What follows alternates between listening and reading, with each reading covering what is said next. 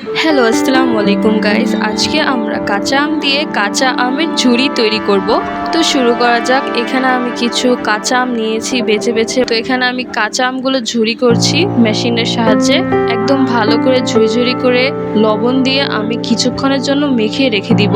সামান্য পরিমাণে লবণ কাঁচা আমের সাথে মেখে দেওয়ার পর আমাদের কিছুক্ষণ অপেক্ষা করতে হবে এবং কিছুক্ষণ অপেক্ষা করার পর কাঁচা আমের যে রসগুলো আমাদের ভালোভাবে শুষে নিতে হবে, যাতে কাঁচা আমে কোনো ধরনের পানি না থাকে। তো দেখেন আমি ভালোভাবে একদম পানিগুলো শুষে নিচ্ছি।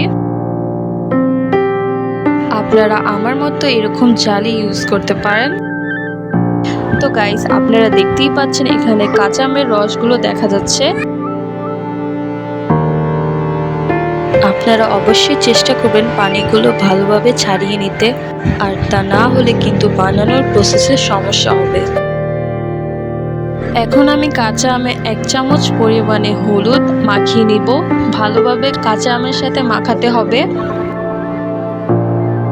মাখিয়ে আমাদের প্রায় 10 মিনিটের মতো অপেক্ষা করতে হবে। তো এখানে আমি 2 চামচের মতো সরিষা বাটা,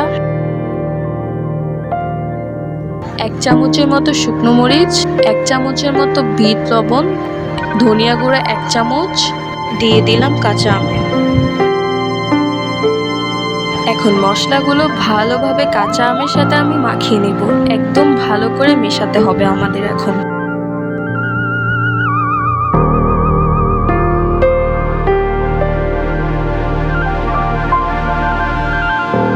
এখন একটি গরম প্যানে আমি কিছু পরিমাণে সরিষার তেল দিয়ে দিচ্ছি। তেল গরম হওয়ার জন্য কিছুক্ষণ অপেক্ষা করতে হবে।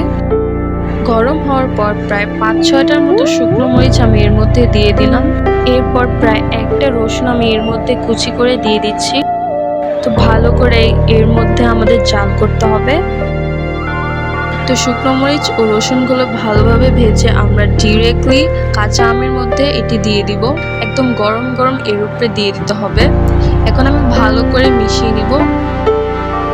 আমাদের কিছুক্ষণ ভালোভাবে মেশাতে হবে তেলের সাথে, যাতে কাঁচা আমগুলো তেলের সাথে ভালোভাবে মিশে যায়।